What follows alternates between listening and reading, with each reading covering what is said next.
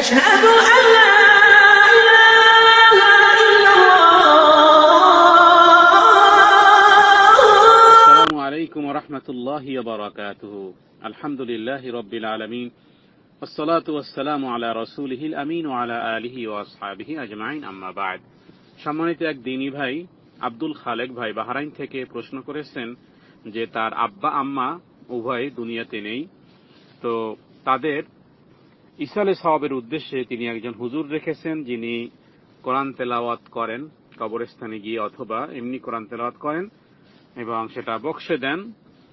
তো এটি শুদ্ধ আছে কি না, এবং সেই সাথে আরেক ভাই প্রশ্ন করেছেন যে আমারও পিতামাতা দুনিয়াতে নাই, মরে গেছে, তো আমি যখন দেশে যাব তো আমি আমার পিতামাতার কবর জিয়ারত কেমনে করব, কিভাবে করব, এই বিষয়ে জানতে চেয়েছেন। ওয়াল জাওয়াবু বিল্লাহিত তাওফীক। সম্মানিত দ্বীনী ভাইয়েরা, রাসূলুল্লাহ সাল্লাল্লাহু আলাইহি ওয়াসাল্লাম কবরবাসীদের জন্য দোয়া এবং তাদের প্রতি সহানুভূতি প্রকাশ এবং মৃত্যুর পরবর্তী অবস্থাকে স্মরণের জন্য রাসূলুল্লাহ সাল্লাল্লাহু আলাইহি ওয়াসাল্লাম তিনি নিজেও কবর জিয়ারত করেছেন এবং বলেছেন, জুরুল কুবুরা ফাইন্নাহা তুযাক্কিরুকুমুল আখিরা। তোমরা কবর জিয়ারত করো, কারণ কবর তোমাদের আখিরাতের কথা স্মরণ করিয়ে দিবে। ইমাম মুসলিম তার সহিহ মুসলিমে এই হাদিসটি উল্লেখ করেছেন। তাহলে আমরা কবর জিয়ারত যেমন করব, অনুরূপভাবে আমরা মৃত্যু ব্যক্তিদের জন্য, মৃত্যু পিতামাতার জন্য দোয়াও করব। এই ক্ষেত্রে প্রথমে যা করতে হবে, রাসূলুল্লাহ সাল্লাল্লাহু আলাইহি ওয়াসাল্লাম যা করতেন, সহিহ আহমদে এবং মুসলিম শরীফে হাদিস এসেছে, হযরত আয়েশা সিদ্দিকা তিনি বলেছেন যে নবীজি যখন আমার কাছে রাত্রি যাপন করতেন তখন তিনি প্রত্যেক রাত্রি প্রায় শেষ ভাগে, রাত্রের শেষ দিকে নবীজি তিনি জান্নাতুল বাকি, যেটাকে গারকাত, মাকবারাতুল গারকাত বলা হয়, সেখানে তিনি যেতেন এবং সেখানে গিয়ে মানে বাকি নামক স্থানে যেতেন এবং সেখানে গিয়ে তিনি সালাম দিতেন, এভাবে করে বলতেন, আসসালামু আলাইকুম দারা কওমিন মুমিনিন ওয়া আতাকুম মা তুআদুন গাদান মুআজ্জালুন ওয়া ইন্না ইনশাআল্লাহু বিকুম লাহিকুন আল্লাহুম্মা ইগফির লি আহলি বাকিল গারকাত। মুসলিম শরীফে এটি হাদিস।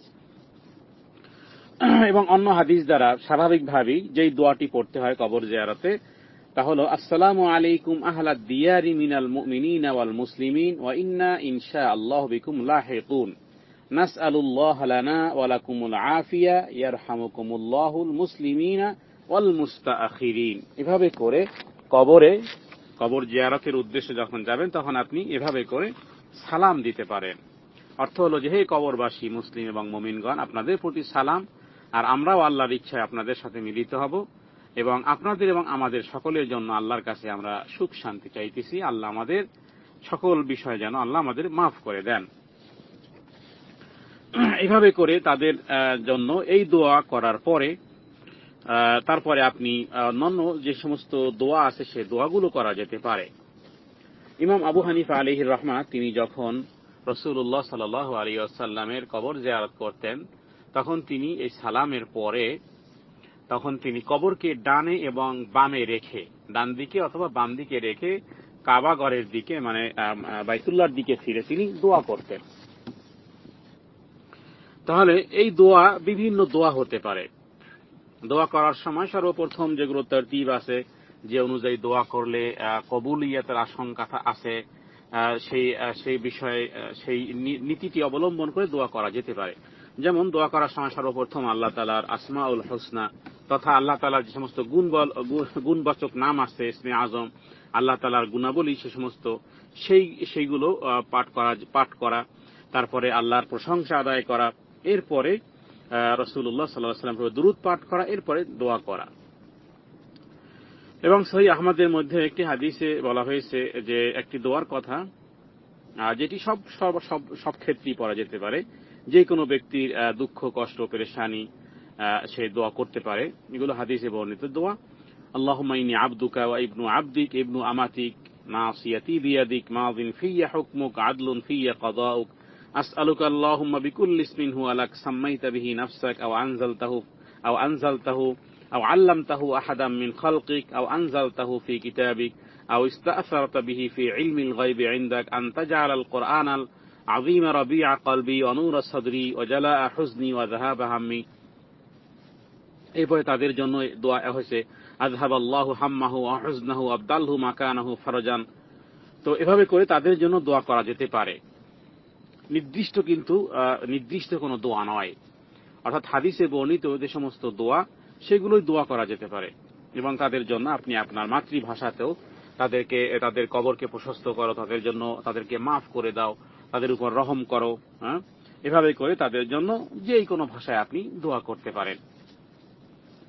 এই হলো। কিন্তু এছাড়া এগুলো হাদিস দ্বারা আমরা পাই, কিন্তু এর বাইরে অন্য কোন আমল বা এইভাবে করে যেভাবে করে বলেছেন যে কোরআনুল কারীমের তেলাওয়াত বা এই জাতীয় কোনো কিছু যদি করা হয়, তাহলে সেটি মূলত রাসূলুল্লাহ সাল্লাল্লাহু আলাইহি ওয়াসাল্লাম এবং সাহাবাদের আমলের বাইরের একটি অংশ হবে, এবং কিছু কিছু ক্ষেত্রে বেদাত হবে। ইসহালে সওয়াবের জন্য যেমন ভাই বলেছেন যে আমি পিতামাতার জন্য কবরস্থানে হুজুর রেখেছি কোরআন তেলাওয়াত করে। মূলত আসলে যদি কোরআনুল কারীম তেলাওয়াত করেন কবরের কাছে গিয়ে, এটি একটি কমপ্লিটলি একটি বেদাতি আমল।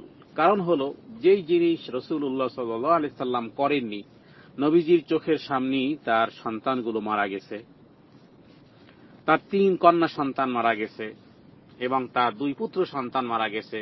নবীজি কখনোই তিনি এভাবে করে কোরআনুল কারীমের কোনো একটি অংশ কখনোই তিনি মাকবারাতে বা কবরের কাছে গিয়ে পড়েননি।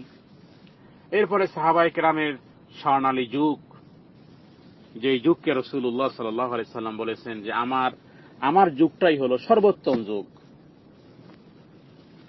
তাহলে সেই যুগের সাহাবায়ে কেরাম রিদওয়ানুল্লাহ তাআলা আলাইহিম আজমাইন, হযরত আবু বকর মারা গেলেন, হযরত ওমর মারা গেলেন, হযরত ওসমান আলী, যারা শাহাদাত বরণ করলেন, না মৃত্যুর সময় কোরআনুল কারীম তেলাওয়াত করা হয়েছিল আর না মৃত্যুর পরে কবরস্থানে গিয়ে কোনো কোরআনুল কারীম তেলাওয়াত হয়েছে। অথচ তখন তো সবাই কোরআন জানতেন, যেহেতু সেটা ছিল একটা স্বর্ণালী যুগ।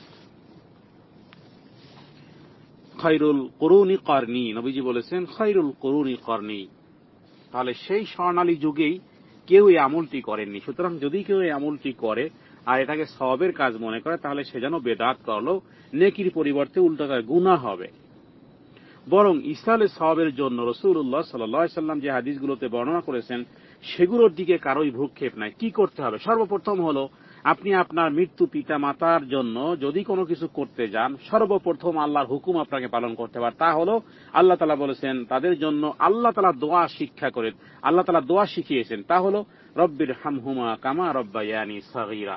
মনে রাখবেন, সন্তান যদি দোয়া করে, সহিহ মুসলিম শরীফের মধ্যে যে কথা বলা হয়েছে, সেখানে কোনো হুজুর রেখে দোয়া করলে দোয়া হবে না, বরং বলা হয়েছে যে ইদা মাতাল ইনসান ইনকাতা আমালুহু ইল্লা মিন সালাসাতিন সাদাকাতিন জারি ইলমিন ইউনতাফা ওয়ালাদিন সালিহিন ইয়াদউ লা ওয়ালাদিন, নেক সন্তান যারা তার জন্য দোয়া করবে। সূরা তুরের মধ্যে একটি আয়াতের মধ্যে বলা হয়েছে ওয়াত্তাবাআতহুম যুররিয়াতুহুম ওয়া আলহাকনাহুম বিঈমানিহিম।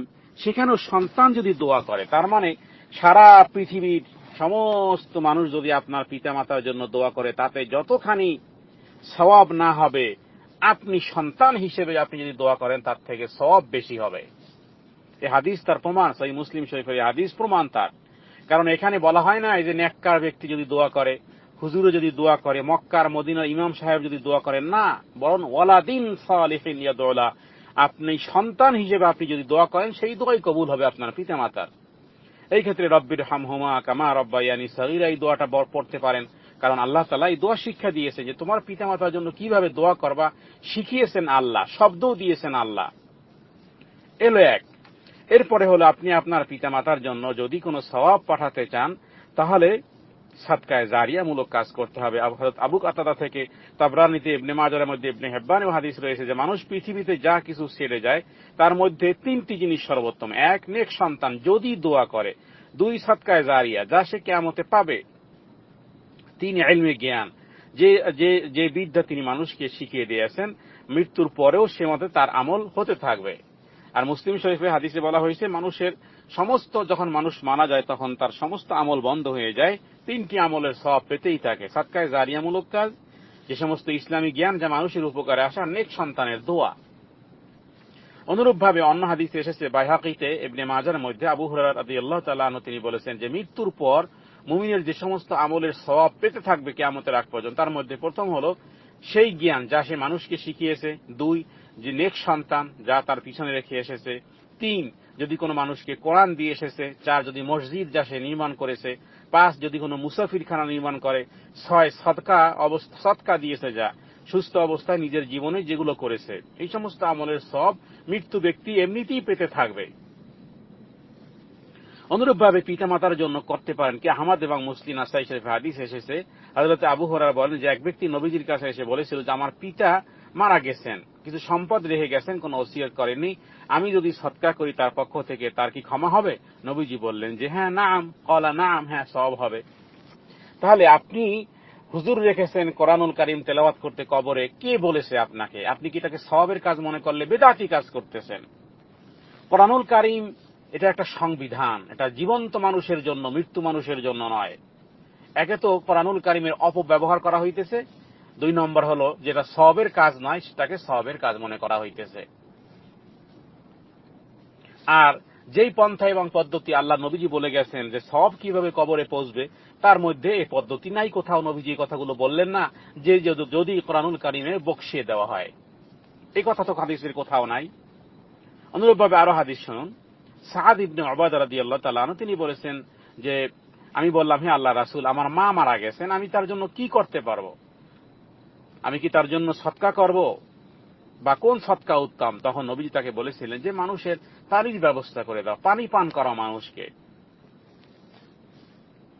সুতরাং যে সমস্ত কাজগুলো আপনাকে করতে হবে, সদকায়ে জারিয়ামূলক কাজ করতে হবে, সেইগুলো আপনি করেন।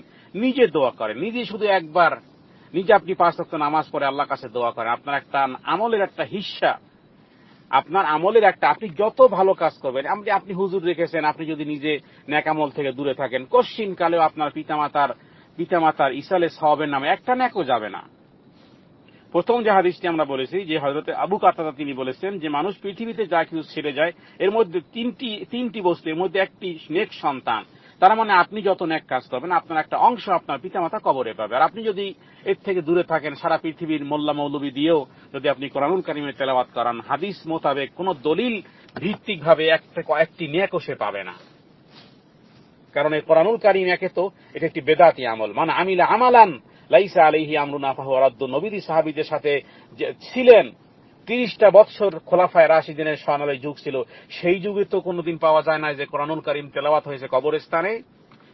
তাহলে কি হয়, মান আমিলা আমালান, যদি কোনো ব্যক্তি এমন কোন কাজ করে যা আমরা করি নাই, তাহলে ফাহুয়া রাদ্দুন, তা প্রত্যাখ্যাত হবে, তা মরদুদ হবে, হোক না আপনার কাছে যতই ভালো কাজ। আমাদের কাছে এটা মোটেও ভালো কাজ নয়, কারণ হাদিসে নাই, সাহাবাদের আমলের মধ্যে নাই, এটি একটি অবশ্যই বেদাতপূর্ণ কাজ যা আপনি জারি রেখেছেন একজন হুজুরকে রেখে। সুতরাং আপনাকে বলবো তওবা ইস্তেগফার করুন, এবং যে আলোচনা করা হলো সেই সুন্নাহ মোতাবেক আপনি আপনার পিতামাতার জন্য সদকা করুন, তাদের জন্য দোয়া করুন, সদকামূলক কাজ আপনি করতে থাকেন। ইনশাআল্লাহ আপনি যে উদ্দেশ্য করবেন আল্লাহ তাআলা সেই উদ্দেশ্যকে বাস্তবায়িত করবেন। যেহেতু সাদাকা রাসূলুল্লাহ সাল্লাল্লাহু আলাইহি ওয়াসাল্লাম, নবীজি তিনি এই কথাগুলো বলেছেন, এবং নবীজি যা বলেছেন সত্য বলেছেন, ওহীর কথাই বলেছেন। আমা ইয়ানতিকু আনিল হাওয়া ইন হুয়া ইল্লা ওয়াহয়ুন ইউহা। আল্লাহ তাআলা আমাদেরকে এই কথাগুলো বারবার বুঝে অনুধাবন করে আমল করার তৌফিক দান করুক। ওয়া সাল্লাল্লাহু আলা সাইয়্যিদিনা মুহাম্মাদিন নবিয়্যিল উম্মি ওয়া আলিহি ওয়া সাল্লাম। আসসালামু আলাইকুম ওয়া রাহমাতুল্লাহ।